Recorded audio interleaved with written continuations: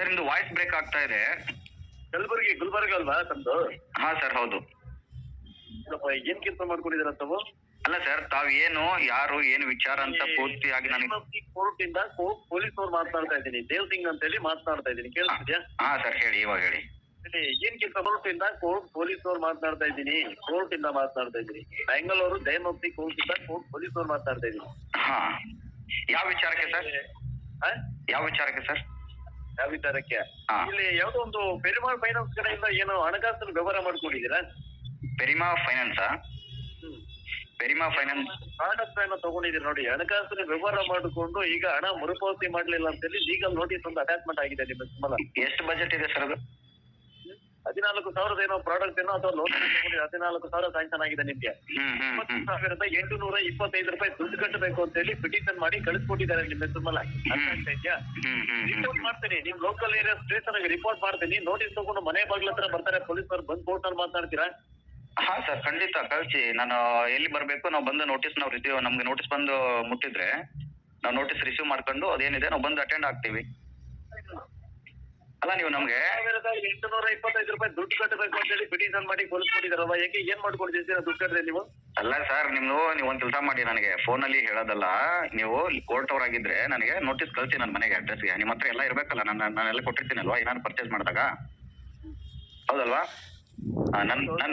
ನನ್ನ ಅಡ್ರೆಸ್ಗೆ ನೀವು ನೋಟಿಸ್ ಕಳಿಸಿ. ನನಗೆ ಅದು ಏನಾರು ಬಂದು ತಲುಪಿದ್ರೆ ನಾನು ಅದನ್ನ ಅವಾಗ ರಿಸೀವ್ ಮಾಡ್ಕೊಂಡು ಏನಿದೆ ಅಂತ ನೋಡ್ಕೊಂಡು ಕೋರ್ಟಿಗೆ ಬಂದು ಅಟೆಂಡ್ ಆಗ್ತೀನಿ, ಅದಕ್ಕೆ ಉತ್ತರ ಕೊಡ್ತೇನೆ. ನೀವು ಫೋನ್ ಮಾಡ್ಬಿಟ್ಟು ವೆಯ್ಟ್ ಮಾಡಿ ಕಳಿಸ್ಕೊಡ್ತೀನಿ. Okay sir, okay. ರಿಪೋರ್ಟ್ ಮಾಡ್ತೀನಿ ನಿಮ್ ಲೋಕಲ್ ಏರಿಯಾ ಸ್ಟೇಷನ್ ರಿಪೋರ್ಟ್ ಆಗುತ್ತೆ ಸರ್. ಸ್ಟೇಷನ್ ಅಲ್ಲ ಸರ್, ಕೋರ್ಟಿಗೆ ಬಂದ್ಮೇಲೆ ಸ್ಟೇಷನ್ಗೆ ಏನಕ್ಕೆ ರಿಪೋರ್ಟ್ ಮಾಡ್ತೀರಿ? ಎಲ್ಲಾನು ಮಾಡಿ ನಾನು ಕಳಿಸಿ, ಫಸ್ಟ್ ಕಳಿಸಿ ಅದನ್ನ. ಸ್ಟೇಷನ್ ರಿಪೋರ್ಟ್ ಆಗಿ ಸ್ಟೇಷನ್ ಇಂದ ಮನೆ ಬಾಗ್ಲ ಹತ್ರ ತಗೊಂಡ್ಬರೋ ನೋಟಿಸ್ ನಿಮ್ಗೆ. ಸರಿ ಕಳಿಸಿ ಸರ್, ಕಳಿಸಿ, ನಾನು ರಿಸೀವ್ ಮಾಡ್ಕೊತೀನಿ. ಕಳಿಸ್ಕೊಡ್ತೀನಿ, ವೆಯ್ಟ್ ಮಾಡಿ. ನೀವೇ ನನಗೆ ಬೆದರಿಕೆ ಆಗ್ತಾ ಇದ್ದೀರಾ? ಬೆದರಿಕೆ ಆಗ್ತಾ ಇದ್ದೀನಿ ಅಂತ ನಾನು ಏನಾದ್ರು ಹೇಳಿದ್ರ ನಿಮ್ಗೆ? ಮತ್ತೆ ಅಲ್ಲ ನೀವು ಮಾತಾಡೋ ಸ್ಲ್ಯಾಂಗ್ ಹಂಗೆ ಇದೆ. ಅಲ್ಲ ಬೆದರಿಕೆ ಹಾಕ್ಬೋದಾ ನೀವು ನಂಗೆ? ಅಲ್ಲಲ್ಲ ನೀವು ನನಗೆ ಬೆದರಿಕೆ ಹಾಕ್ಬೋದಾ? ಬೆದರಿಕೆ ಅಂತಲ್ಲ, ನೀವು ಬೆದರಿಕೆ ಹಾಕ್ಬೋದಾ ನನ್ಗೆ? ಅಲ್ಲಲ್ಲ ನೀವು ಕೋರ್ಟ್ ಇಂದ ಹೇಳ್ತಾ ಇದ್ರಿ, ಕೇಳ್ರಿ ಫಸ್ಟ್ ಇಲ್ಲಿ ಕೇಳ್ರಿ. ಇಲ್ಲಿ ನೀವು ಬೆದರಿಕೆ ಹಾಕ್ತಾ ಇದ್ದೀರಾ ನನಗೆ, ಹಾಕ್ಬೋದಾ? ನಿಮ್ಗೆ ಹಂಗ ಆತರ ರೂಲ್ ಇದೆಯಾ ಬೆದರಿಕೆ ಹಾಕೋದಕ್ಕೆ? ಹೇಳಿ ಸರ್ ಆಯ್ತು. ಅಲ್ಲಲ್ಲ ನಿಮಗೆ ಬೆದರಿಕೆ ಹಾಕೋದಕ್ಕೆ ನಿಮಗೆ ರೂಲ್ ಇದೆಯಾ? ತಗೊಂಡ್ಮೇಲೆ ದುಡ್ಡು ಕಟ್ಟಬಾರ್ದು ಅಂತ ಏನಾದ್ರು ಕಾನೂನು ಇದೆಯಾ ನಿಮಗೆ? ದುಡ್ಡು ಕಟ್ಟಬಾರ್ದು ಅಂತ ನಾನು ಕಟ್ಟಲ್ಲ ಅಂತ ನಾನು ಹೇಳಿಲ್ವಲ್ಲ ನಿಮಗೆ. ನಾನು ಏನಿದೆ ನನಗೆ ಗೊತ್ತಿಲ್ಲ, ಅದು ಏನು ವಿಚಾರ ಅಂತ ಗೊತ್ತಿಲ್ಲ. ನೋಟಿಸ್ ಕಳಿಸಿ, ನಾನು ಅದನ್ನ ಒಂದ್ಸರಿ ನೋಡ್ಕೊಳ್ತೇನೆ, ಸ್ಟಡಿ ಮಾಡ್ಬಿಟ್ಟು. ವಿಚಾರ ಗೊತ್ತಿಲ್ಲ ಅಂದ್ರೆ ನಾನು ಕೇಳಬೇಕು. ನಾನು ಹೇಳ್ತಲ್ವಾ ನಿಮ್ಗೆ, ಯಾಕೆ ಪೆರಿಮಾಳ್ ಫೈನಾನ್ಸ್ ಕಡೆಯಿಂದ ಏನೋ ಪ್ರಾಡಕ್ಟ್ ಏನೋ ತಗೊಂಡಿಲ್ವ ತಾವು? ದುಡ್ಡು ಕಟ್ಟಬಾರ್ದು ಅಂತ ಗೊತ್ತಿಲ್ಲ ನಿಮ್ಗೆ? ನಾನು ಅದನ್ನೇ ಹೇಳ್ತಾ ಇರೋದ್ರಿ, ನೀವು ಜೋರಾಗಿ ಮಾತಾಡಕ್ ಹೋಗ್ಬೇಡಿ. ನನಗೆ ಗೊತ್ತಿದೆ, ನನಗೆ ಕಳಿಸಿ ಫಸ್ಟ್. ಯಾವಾಗ ಏನು ಏನ್ ತಗೊಂಡ್ವಿ, ಎಲ್ಲಿ ತಗೊಂಡ್ವಿ, ನನಗೆ ಅದು ವಿಚಾರ ಪೂರ್ತಿ ಗೊತ್ತಾದ್ಮೇಲೆ ನಾನು ಅದನ್ನ ಮುಂದೆ ಮಾತಾಡ್ಬೇಕಾಗತ್ತೆ. ಯಾವುದೇ ಒಂದು ವಿಚಾರ ಗೊತ್ತಿಲ್ಲದೆ ಕೇಳ್ರಿ. ಇಲ್ಲಿ ಯಾವುದೇ ಒಂದು ನೀವು ಅವಾಜ್ ಹಾಕೋದೆಲ್ಲ ಇಟ್ಕೋಬೇಡಿ ನನ್ನ ಹತ್ರ. ಇಲ್ಲಿ ಕೇಳಿ, ನನ್ನ ಹತ್ರ ಅವಾಜ್ ಎಲ್ಲ ಹಾಕೋದು ಇಟ್ಕೋಬೇಡಿ ನೀವು ಯಾವ್ದೇ ಫೈನಾನ್ಸ್ ಆಗಿ ಕೋರ್ಟ್ ಅವರಾಗಿ ಯಾರೇ ಆಗಿ ಎಲ್ಲರಿಗೂ ಕೂಡ ಕಾನೂನು ಇದೆ. ಕಾನೂನು ಬದ್ಧವಾಗಿ ಎಲ್ಲರೂ ಮಾತಾಡ್ಬೇಕು, ನಡ್ಕೊಳ್ಬೇಕು, ಕಾನೂನಿಗೆ ಬೆಲೆ ಕೊಡ್ಬೇಕಾಗತ್ತೆ. ನೀವು ಕೋರ್ಟ್ ಇಂದ ಅಂತ ಹೇಳಿದ ತಕ್ಷಣ ನೀವು ಮಾತಾಡಿದ್ದೆಲ್ಲ ಮಾತಾಡ್ಸ್ಕೊಳಕ್ಕೆ ಕೇಳ್ರಿ ಫಸ್ಟ್. ಕೇಳ್ರಿ ನೀವು, ಅಲ್ಲ ಕೇಳ್ರಿ ಫಸ್ಟ್. ನೀವು ಕೋರ್ಟ್ ಅವರು ಅಂತ ಹೇಳಿದ ತಕ್ಷಣ ಕೋರ್ಟ್ ಅವರು ಅಂತ ಹೇಳಿ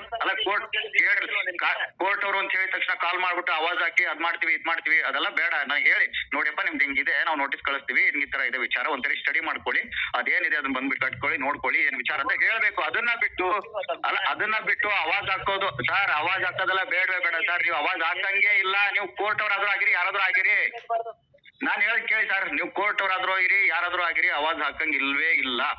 ಸ್ಪಷ್ಟವಾಗಿ ತಿಳ್ಕೊಂಬಿಡಿ. ನೀವು ಏನಿದೆ ಲೀಗಲ್ ಆಗಿ ಏನಿದೆ ನೋಟಿಸ್ ಕಳಿಸಿ, ಅದೇನಿದೆ ಕಾನೂನು ಬದ್ಧವಾಗಿ ನಾವು ಕಟ್ಬೇಕಾ, ಕೋರ್ಟಿಗೆ ಬಂದ್ವಾ, ಕಟ್ಟಿದ್ವಾ, ಅಥವಾ ಏನಾದ್ರು ವಿಚಾರ ನೋಡ್ಕೊಂಡ್ವಾ, ಅದನ್ನ ಮಾತಾಡ್ಕೋತೀನಿ. ನೀವು ತಗೊಂಡ್ಮೇಲೆ ಕಟ್ಟಲ್ಲ ಅಂತ ನಾನೇ ಹೇಳಿದೆ ಸರ್. ನೋಡ್ಬೇಕಲ್ಲ ಯಾವ ವಿಚಾರಕ್ಕೆ ನಾನು ದುಡ್ಡು ತಗೊಂಡಿದ್ದೀನಿ, ಏನ್ ಪ್ರಾಡಕ್ಟ್ ಪರ್ಚೇಸ್ ಮಾಡಿದೀನಿ, ನನಗೆ ಗೊತ್ತಿಲ್ಲ ನಿಜವಾಗ್ಲೂ ನನಗೆ ಗೊತ್ತಿಲ್ಲ. ಕೇಳಪ್ಪ ಇಲ್ಲಿ, ನೀನೆ ಯಾವನಾದ್ರೂ ನನಗೆ ಏನಾದ್ರು ಗೊತ್ತಾಯ್ತು ಕೇಳಿ ಫಸ್ಟ್.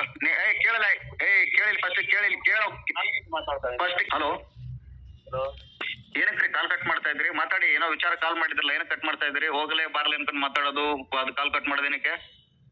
ಮಾತಾಡಕ್ ಆಗಲ್ವಾ ನೀವು? ದುಡ್ಡು ಕೊಟ್ಟವ್ರ ನೀವು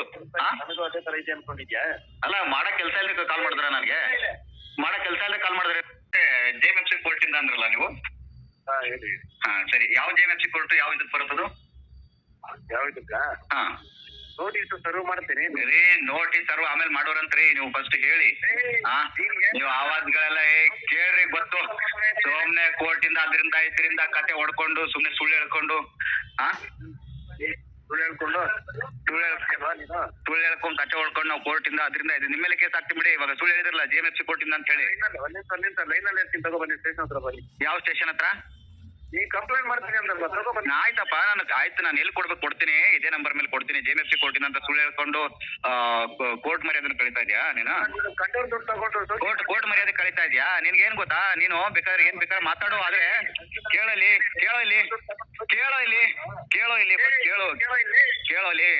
ನಿನಗೆ ಹೇಳೋದು ಕೇಳು ಫಸ್ಟ್. ನಿನಗೆ JMFC ಕೋರ್ಟ್ ಅಂದಲ್ಲ, ಅದೊಂದೇ ಸಾಕು ಬಿಡು.